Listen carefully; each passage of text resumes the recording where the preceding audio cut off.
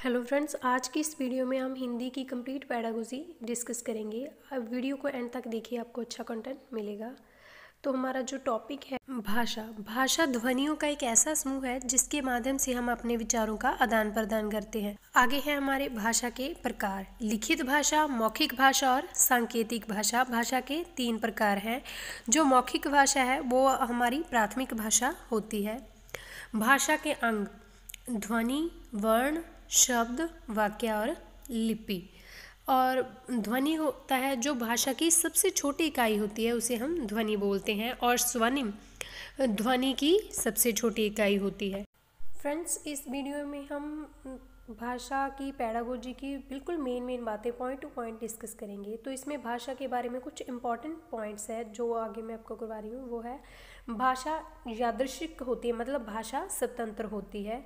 भाषा असिथिर होती है, भाषा में स्थिरता नहीं होती, भाषा चेंज होती रहती है, अपना रूप बदलती रहती है। और भाषा अर्जित व्यवहार है। भाषा हमारे द्वारा एक्वायर किया गया, अर्जित किया गया व्यवहार है। भाषा व्यवस्थाओं की व्यवस्था है।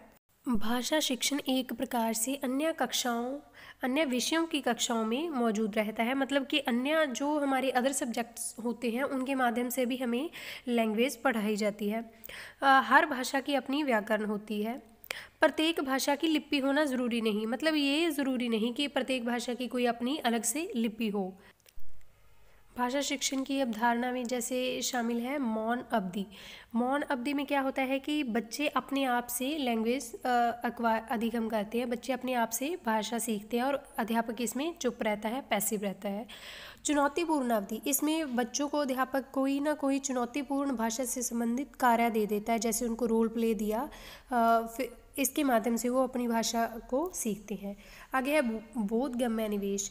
टीचर बच्चे को उसकी क्षमता से अधिक एक ऊपर का एक अवसर उपलब्ध करवाता है जिसमें बच्चे भाषा सीख सके। बच्चे के स्कूल की भाषा व उसके घर की भाषा में समरूपता होनी चाहिए, मतलब दोनों भाषाओं में समानता होनी चाहिए। इसलिए एनसीएफ में और एनईपी में भी बल दिया गया है कि बच्चे की प्राथमिक शिक्षा उसकी मातृभाषा में होनी चाहिए। बच्चे अलग अलग उद्देश्यों के लिए भाषा का प्रयोग करते हैं, वह भाषा को सीखते हैं। भाषा का विकास हमेशा व्यक्ति सापेक्ष होता है, ये इम्पोर्टेंट चीज़ है, एग्जाम में पूछी जाती है। भाषा को जो विकास होता है हमेशा व्यक्ति सापेक्ष होता है, निरपेक्ष नहीं होता। सापेक्ष मीन्स डिपेंडेंट होता है। भाषा सांस्कृतिक अनुभवों पर आधारित होती है। कक्षा में भाषा सिखाने के लिए हमेशा समृद्ध परिवेश की आवश्यकता होती है, जैसे कि कक्षा में भाषा से संबंधित हमारे चार्ट बोर्ड मॉडल, ऐसी चीज़ें बनाई जाए, ऐसी चीज़ें हों जिसमें बच्चे आसानी से भाषा सीख सकें।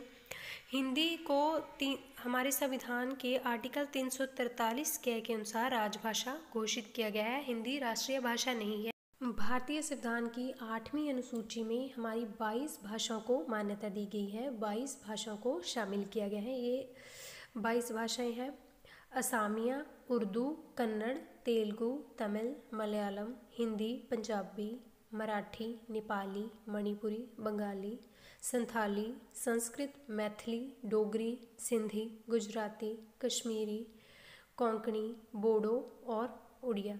ये 22 भाषाएं हमेशा एग्ज़ाम में पूछी जाती है, इसे आप याद कर लेना। हमारी 6 शास्त्रीय भाषाएं हैं: तमिल, तेलुगु, संस्कृत, मलयालम, कन्नड़ और उड़िया। अगला जो हमारा टॉपिक है वो है भाषा अर्जन एवं भाषा अधिगम। सबसे पहले हम जानेंगे कि भाषा अर्जन क्या होता है। भाषा अर्जन एक प्राकृतिक प्रक्रिया है, सहज, स्वाभाविक और साधारण होती है। इसमें बच्चा बिना किसी औपचारिक परिवेश के बिल्कुल इनफॉर्मल तरीके से किसी भाषा को एक्वायर करता है, जैसे कि हम अपनी मदर टंग को एक्वायर करते हैं। वैसे इसमें हमें कोई ग्रामर रूल सीखने की ज़रूरत नहीं पड़ती, हम बिल्कुल सहज तरीके से अपने आप ही इस भाषा को एक्वायर कर लेते हैं। दूसरा है भाषा अधिगम। भाषा अधिगम में जैसे हमें कोई दूसरी लैंग्वेज सीखनी होती है, इसके लिए हम औपचारिक परिवेश से सीखते हैं, जैसे कि हम विद्यालय में कक्ष में वैसा वातावरण तैयार करके फिर जैसे कि हमें किसी भी भाषा को सीखना है, उसे सीखने के लिए हम इसके व्याकरण के बारे में जानेंगे, उसके व्याकरण के रूल्स को, उनके नियमों नियमों को फॉलो करेंगे, फिर जाके वो हम भाषा सीखेंगे। जैसे कि हमें अंग्रेज़ी सीखनी है तो हम बिल्कुल औपचारिक तरीके से वो उस भाषा को सीखते हैं, अधिगम करते हैं। जो अगला टॉपिक है वो है भाषा के कौशल। भाषा के चार कौशल हैं: बोलना, लिखना, पढ़ना और सुनना।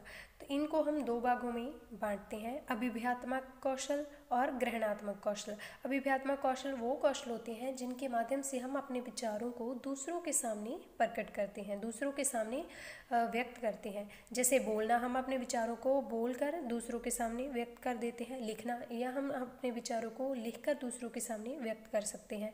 ग्रहणात्मक कौशल में जिसके माध्यम से हम कुछ चीज़ें या दूसरों के विचार ग्रहण करते हैं या कुछ दूसरों से कुछ ग्रहण करते हैं, नॉलेज ग्रहण करते हैं। जैसे पढ़ना हो गया, हम कुछ पढ़कर ग्रहण करते हैं और या सुनकर ग्रहण करते हैं। भाषा के सभी कौशल आपस में संबंधित होते हैं, सारे इंटीग्रेटेड होते हैं। आगे जो हमारा नेक्स्ट टॉपिक है वो है शिक्षण विधियाँ।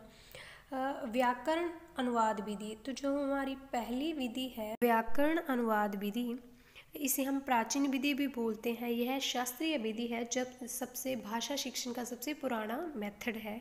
इसमें व्याकरण के नियमों के माध्यम से जब भाषा को एक भाषा से दूसरी भाषा में अनुवाद करके हम किसी भाषा को सीखते हैं। हमारी जो दूसरी विधि है वो है प्राकृतिक विधि। इस विधि में जैसे कि बच्चे को जैसे सुनो और बोलो, सुनो और लिखो, ऐसे बिल्कुल प्राकृतिक तरीके से नेचुरल वे में भाषा सिखाई जाती है। तीसरी विधि है मस्तिष्क उद्वेलन विधि, जिसे हम इंग्लिश में बोलते हैं ब्रेन स्टॉर्मिंग मेथड। इस विधि में जैसे कि बच्चे को कोई भी समस्या दी जाती है, इस समस्या का समाधान करके वह किसी भी लैंग्वेज को सीखता है। आगे हमारी प्रत्यक्ष विधि। इस विधि में हम डायरेक्ट उसी भाषा को वैसे ही अभ्यास के द्वारा बार बार अभ्यास करके सीखते हैं किसी भी भाषा को बोलना। और हमारी जो अगली विधि है वो है आगमन विधि। आगमन विधि व्याकरण टीचिंग के लिए सबसे बेस्ट मेथड है। इसमें पहले एग्जाम्पल दिया जाता है, फिर हमें रूल की तरफ जाते हैं। अगली जो विधि है वो है निगमन। निगमन विधि में पहले हमें रूल बताया जाता है, पहले हमें नियम बताया जाता है और फिर हम उस एग्जाम्पल की तरफ जाते हैं। अगली जो हमारी विधि है वो है प्रतिलेखन विधि। इसमें टीचर ब्लैक बोर्ड पर लिखता है या बच्चे की कॉपी पर लिखता है और उसे देख देख कर बच्चे लिखते हैं, उसका अनुकरण करते हैं और उसे देख देख कर लिखते हैं।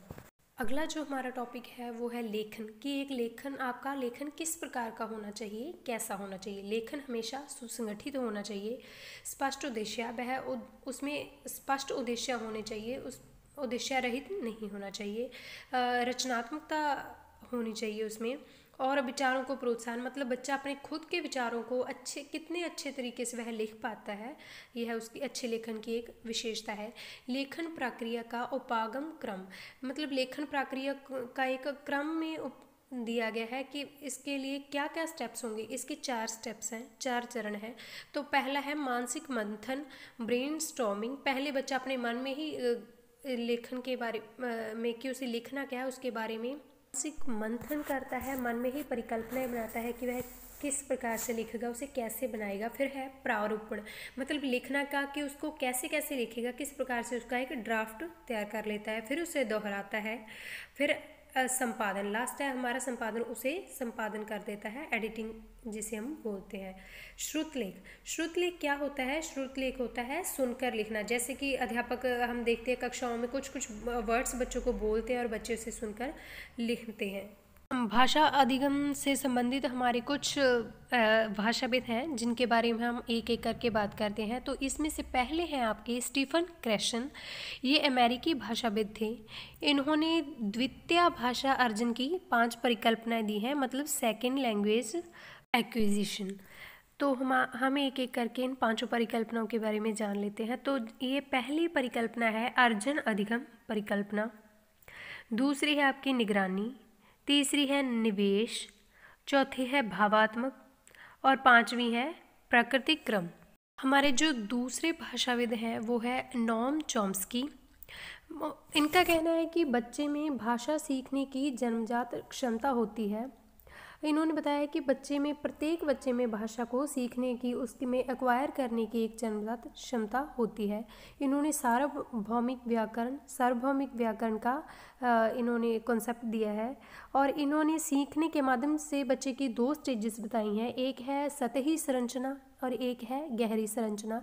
सतही संरचना में उनके अनुसार बच्चा शब्दों के बारे में जान लेता है, वह शब्दों को यूज़ करना सीख जाता है। और गहरी संरचना में इन्होंने बताया कि बच्चा शब्दों के प्रत्येक शब्द के अर्थ जान लेता है, उनके अर्थों के बारे में, प्रतीकों के बारे में अच्छी तरह से जान लेता है। हमारे जो अगले भाषाविद हैं वो है वाइगोत्स्की। इन्होंने अपनी थ्योरी में समाज, संस्कृति और बहुत महत्व दिया है। इन्होंने बताया है कि बच्चे में पहले भाषा का विकास होता है, फिर उसमें विचार आने लगते हैं। इन्होंने प्राइवेट स्पीच, जिसे हम बोल सकते हैं व्यक्तिगत वार्ता का कॉन्सेप्ट दिया है। हमारे जो अगले भाषाविद हैं वो है स्किनर। स्किनर कहते हैं कि बच्चा हमेशा बड़ों की नकल करता है और उनके अनुकरण के माध्यम से वह भाषा को सीखता है। इसी तरह आपके पियाजे हैं। पियाजे कहते हैं कि बच्चे में पहले विचार आया और फिर भाषा का विकास हुआ। हिंदी पेडागोजी का जो आपका अगला टॉपिक है वो है प्रश्नों के प्रकार। तो हमारा जो सबसे पहला प्रश्नों का प्रकार है वो है बोध प्रश्न। बोध प्रश्न क्या होते हैं? ये वे प्रश्न होते हैं जो पाठ पढ़ाने के बाद अध्यापक के द्वारा बच्चों से पूछे जाते हैं कि उन्हें कितना समझ में आया, उन्होंने कितना ग्रहण किया। तो हमारा जो अगला प्रश्नों का प्रकार है वो है परिचयात्मक प्रश्न। ये प्रश्न वो प्रश्न होते हैं जिन्हें हम पाठ पढ़ाने से पहले बच्चों से पूछते हैं, उनकी प्रीवियस नॉलेज को चेक करने के लिए या उन्हें टॉपिक के साथ जोड़ने के लिए। हमारा जो अगला प्रश्नों का प्रकार है वो है कालांतरित प्रश्न। कालांतरित प्रश्न वे प्रश्न होते हैं जिनमें मौन पठन के पश्चात अध्यापक बच्चों से प्रश्न पूछता है। बच्चों को जैसे कि वह चुपचाप पढ़ने के लिए बोल देता है और उसके बाद मौन पठन के बाद उनसे प्रश्न पूछता है।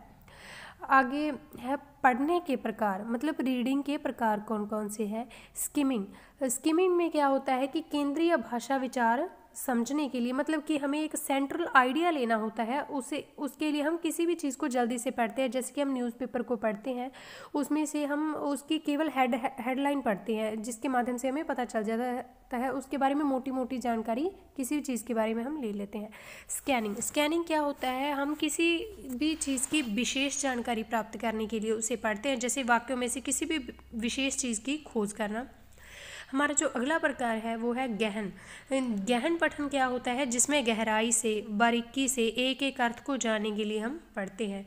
आगे है अभ्यास में हम क्या करते हैं कि धारा प्रवाह को बढ़ाने के लिए हम चीज़ों को बार बार पढ़ते हैं। जैसे कि हमें स्पीकिंग फ्लुएंसी बोल देते हैं कि इसे बढ़ाने के लिए हम बार बार चीज़ों को पढ़ते हैं, अभ्यास करते हैं उनका।